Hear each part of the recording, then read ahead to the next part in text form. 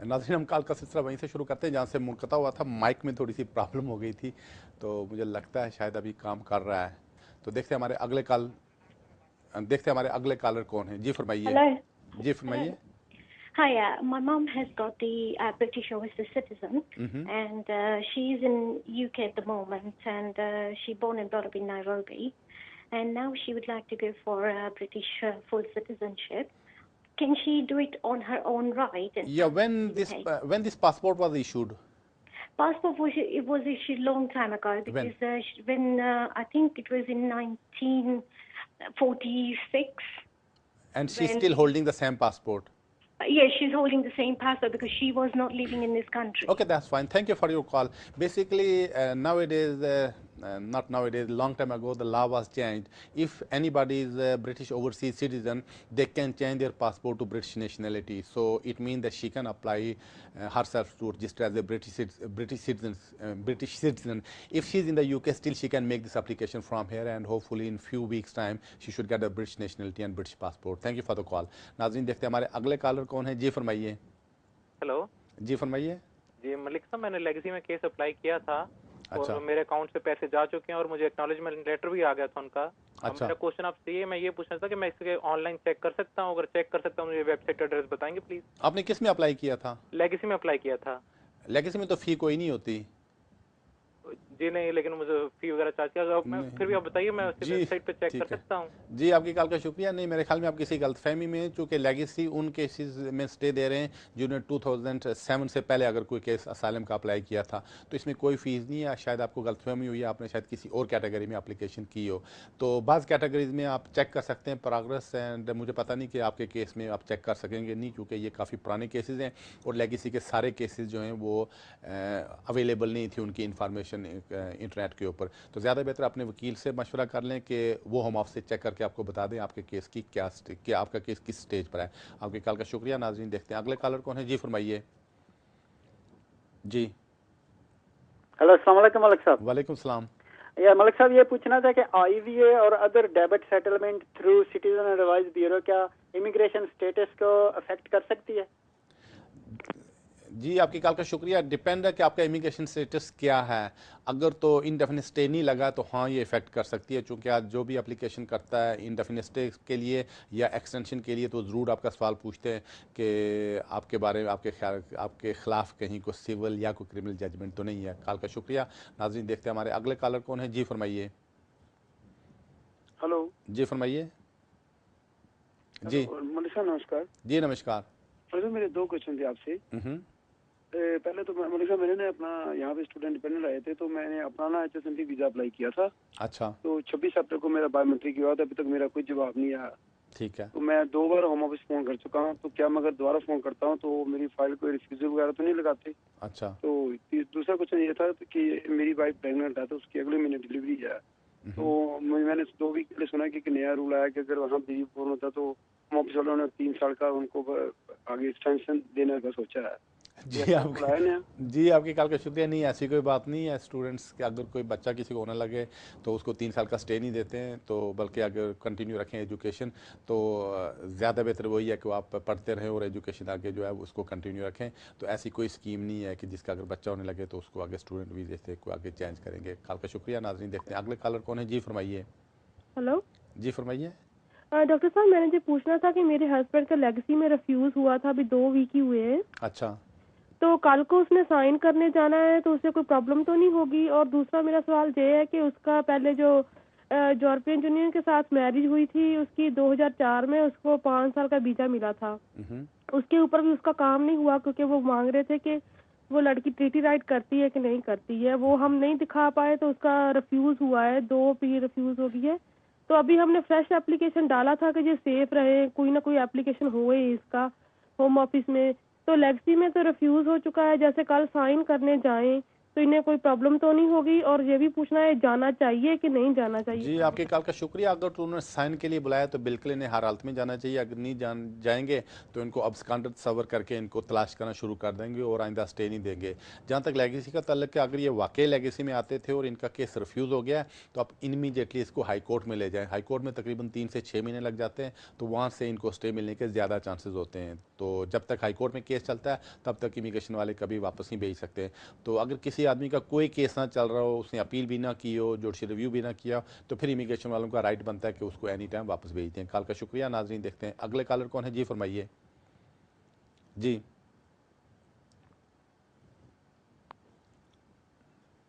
जी फरमाइए। मुझे लगता है शायद ये कॉल ड्रॉप हो रही है। देखते हैं हमारे अगले कॉलर कौन है। जी फरमाइए। हेलो जी जी। जी फरमाइए। मैं जी अप्लाई किया था अपने हस्बैंड का इंडिया में, अच्छा। तो वो इधर अपील हुई है लंदन में। हाँ। तो इंडिया में इमिग्रेशन से फोन किया मेरे हस्बैंड को कि पासपोर्ट वापस भेजो। इसका मतलब कुछ पता नहीं चल रहा। जी, आपकी कॉल का शुक्रिया। असल में कभी कभी ऐसा होता है कि जब वो एप्लीकेशन ना कर देते हो, आप अपील करते हैं। जब आप अपील करते हैं तो अपील के ग्राउंड लिखते हैं कि ये जो फैसला क्यों गलत है वगैरह वगैरह। ऐसी सूरत में बाज़ औक़ात इमिग्रेशन वाले वहाँ पे रिव्यू कर लेते हैं केस को और डिसीजन कर देते हैं कि हमने आपको वीज़ा देना है। तो आपके केस में भी यही हुआ है। मुझे लगता है कि उन्होंने अपना केस जो था आपकी अपील की रोशनी में रिव्यू कर लिया कोर्ट में जाने से पहले तो उन्होंने उसको पासपोर्ट मांग लिया। तो आप पासपोर्ट दे दें, मुझे यकीन है फ्यू वीक्स में उनको वहाँ से वीज़ा मिल जाएगा। कॉल का शुक्रिया। देखते हैं नाज़रीन हमारे अगले कॉलर कौन है। जी फरमाइए। हेलो, अस्सलाम वालेकुम। वालेकुम सलाम। डॉक्टर साहब, मेरा लेगेसी में केस था और मुझे फाइनली ये लेटर मिला है इसी मंथ में। उन्होंने लिखा हुआ कि subjected to final security check grant you leave in with the current immigration rules. ठीक है।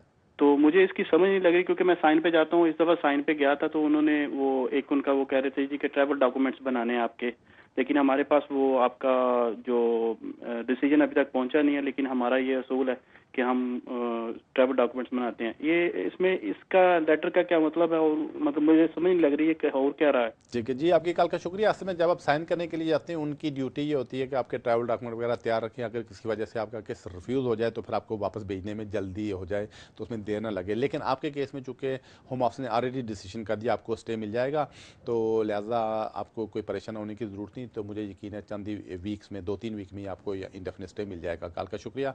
नाज़रीन, देखते हैं हमारे अगले कॉलर कौन है। जी फरमाइए। हेलो। जी। हेलो, अस्सलाम वालेकुम। वालेकुम सलाम। मैंने ये पूछना था, मेरी एक कजन है पाकिस्तान में, उससे उसके फादर की वजह से ब्रिटिश पासपोर्ट मिल गया, लेकिन उसकी बेटियां जो है 3 बेटियां, एक अभी पैदा हुए मार्च में, तो वो उनको वीजा भी नहीं मिल रहा। तो वो कह रही है उसके लिए क्या करना चाहिए उसको। जी, आपके कॉल का शुक्रिया। असल में वो आगे नेशनलिटी बच्चों को पास नहीं कर सकती हैं, क्योंकि अगर किसी आदमी को पाकिस्तान में या बाहर किसी कंट्री में फादर की वजह से नेशनलिटी मिली हो, वो नेशनलिटी अगले जनरेशन को पास नहीं हो सकती है।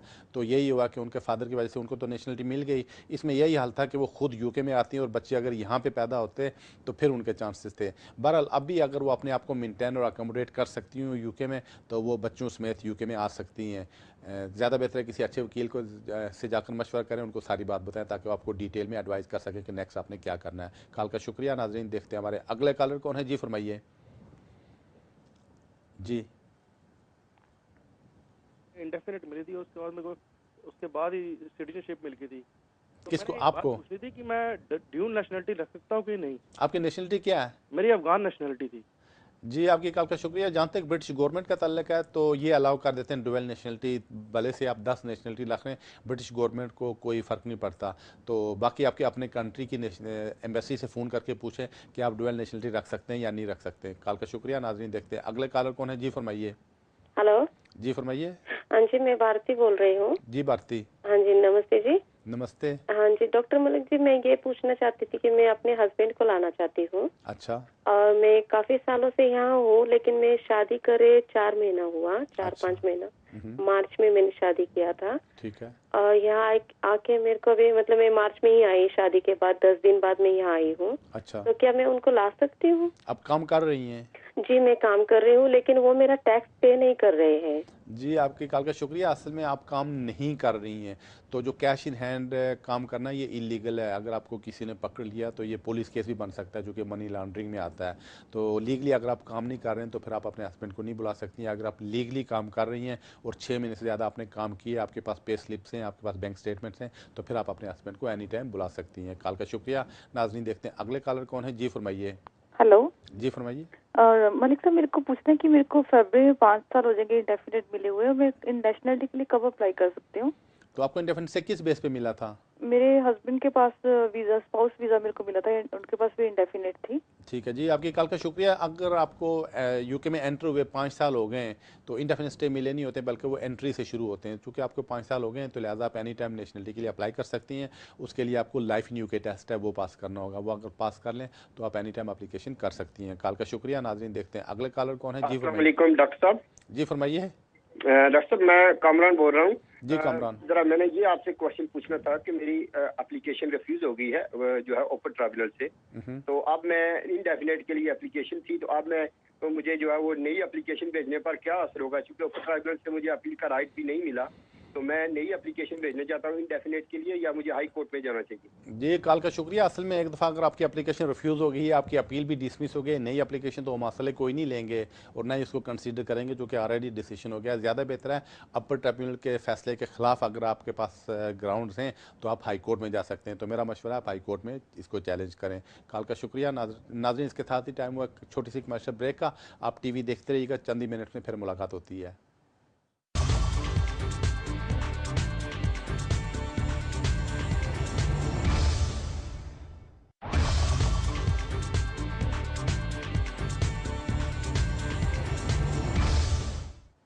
Welcome back to the show. नाजरीन, हम देखते हैं हमारे अगले कॉलर कौन है जो काफ़ी देर से इंतजार कर रहे हैं। जी फरमाइए।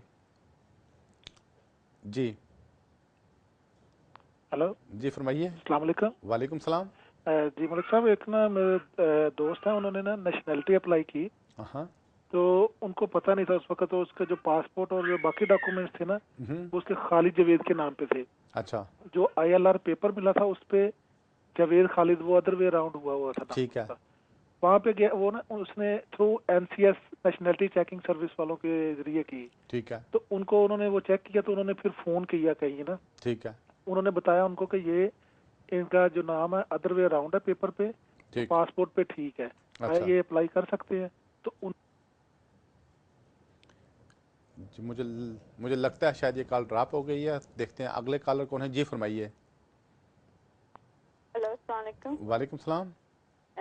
मलिक साहब, मुझे ये पूछना था कि लेगेसी में मेरा केस है, तो 7-8 महीने पहले उन्होंने मेरी पिक्चर मंगवाई थी जी। फिर उसके बाद जवाब नहीं दिया। फिर अब 1 मंथ हो गया है, पिक्चर दोबारा मंगवाई है और लिखा था अगस्त में हमने इसका डिसीजन करना है, लेकिन अभी भी कोई जवाब नहीं आया। फिर मैंने कॉल की तो उन्होंने कहा हमें आपकी तस्वीरें मिल गई हैं, लेकिन अभी तक कोई जवाब नहीं आया। इसके बारे में हम पूछना चाहते हैं क्या है ना। जी, आपकी कॉल का शुक्रिया। असल में काफ़ी सारे लोग हैं जिनकी तादाद अभी भी हज़ारों में है, जो कि अभी लेगेसी के केसेस का इंतज़ार कर रहे हैं।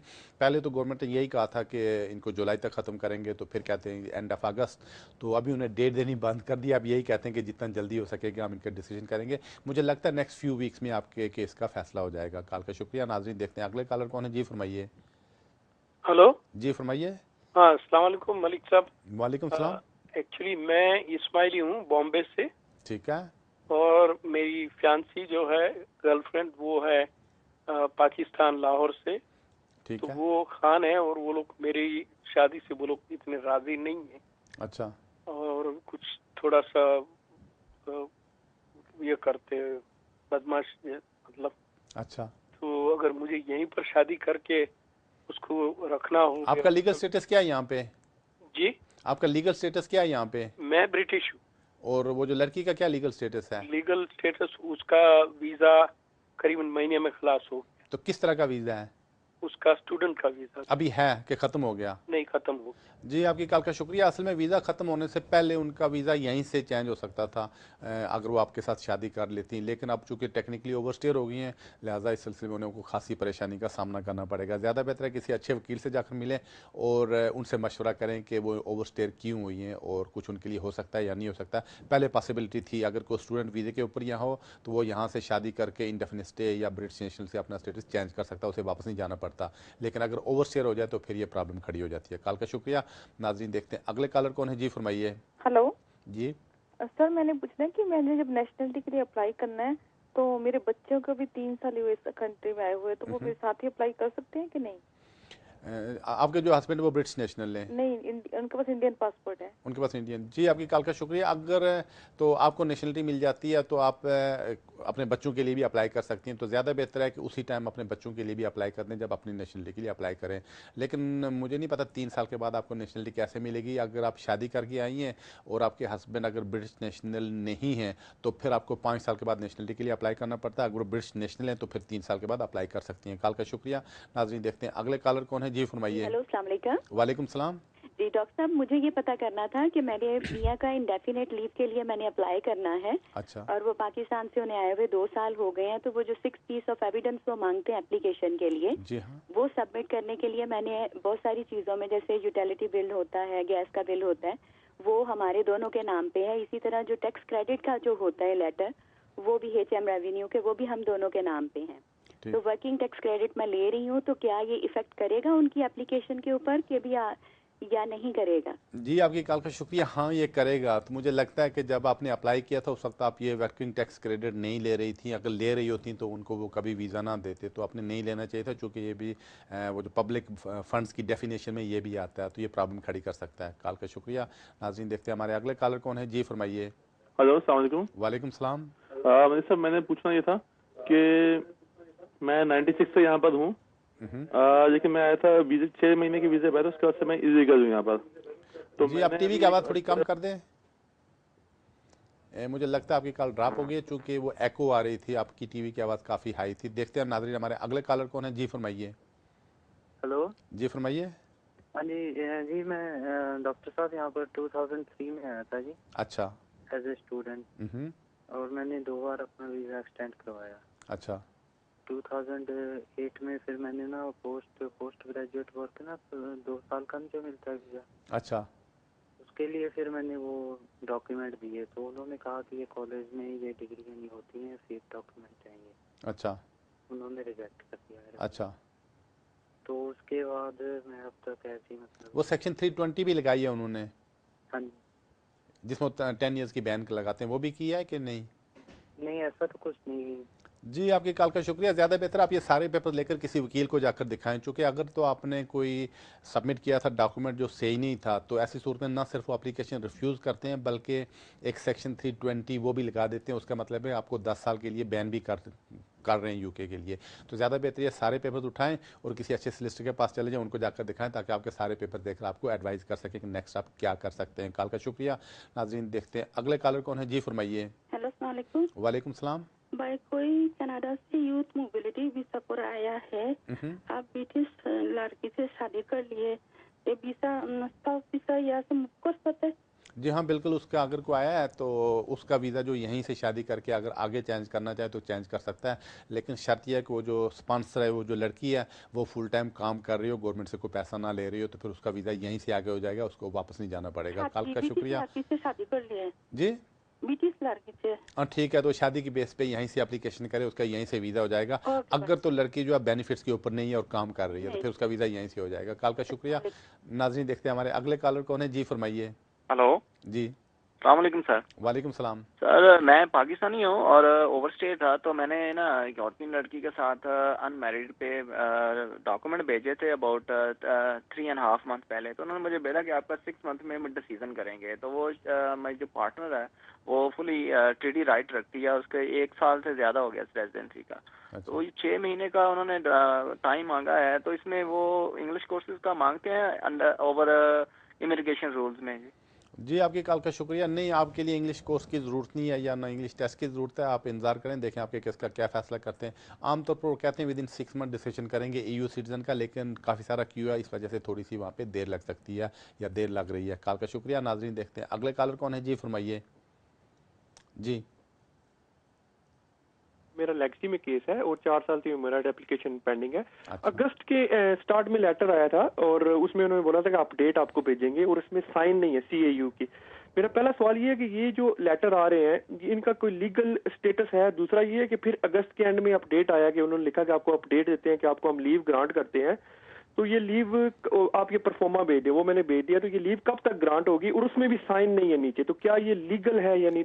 जी आपकी कॉल का नहीं होता। जी आपकी कॉल का शुक्रिया। हाँ, अगर उनकी तरफ से लेटर आया, कंप्यूटर जनरेटेड लेटर होते हैं, ये बिल्कुल लीगल होते हैं, इनकी लीगल वैल्यू होती है। आपके केस में उन्होंने डिसीजन कर लिया है कि आपको स्टे दे देंगे, आपसे कुछ पेपर उन्होंने मांगे, आपने उनको भेज दिए, तो मुझे यकीन है चंद ही वीक्स में आपको स्टे लग के आ जाएगा। परेशान होने की कोई ज़रूरत नहीं है। कॉल का शुक्रिया। नाज़रीन अगले कॉलर की तरफ बढ़ते हैं। जी फरमाइए। अस्सलाम वालेकुम डॉक्टर साहब। वालेकुम सलाम। डॉक्टर साहब, मैं काम नहीं करता तो मेरी वाइफ का इंडेफिनेट के लिए अप्लाई करना है मार्च में, 2 साल का वीजा लगा था मैरिज बेस पे। तो अगर वो पार्ट टाइम काम करेगी तो उसको क्या इंडेफिनेट? आप बेनिफिट्स पर हैं? हाँ जी। जी आपकी कॉल का शुक्रिया। हाँ, काफ़ी परेशानी का आपको सामना करना पड़ेगा, क्योंकि जब वो यूके में आ रही थी उस वक्त आपने एस्टेब्लिश कर लिया था कि आप उनको मेंटेन अकोमोडेट कर सकेंगे, और जब वो यहाँ आ गई तो उस वक्त अगर आप बेनिफिट्स के ऊपर चले गए तो इमिग्रेशन वाले इस चीज़ को पसंद नहीं करते हैं। तो एक अगर एप्लीकेशन रिफ्यूज़ हो गई तो फिर आपका इतना ज़्यादा खर्च आएगा, जितने आपने बेनिफिट्स लिए इनसे ज़्यादा आपका खर्च आ जाएगा। तो बारह ज़्यादा बेहतर है किसी अच्छे वकील से मशवरा कर लें। कॉल का शुक्रिया। नाज़रीन आज की मुलाकात बस इतनी, 1 घंटे का वक्त बड़ी तेज़ी के साथ पर लगा कर उड़ गया। जितनी भी कॉल ले सकता था ली, लेकिन फिर भी काफ़ी सारे लोगों की, शायद काफ़ी सारे नाजरीन की कॉल्स ना मिल सकी हूँ। तो मैं अगले हफ्ते अगले संडे की सह पर इसी टाइम पे इसी जगह पे मौजूद होंगे। उस वक्त तक के लिए मुझे इजाज़त दीजिए। रब रखा।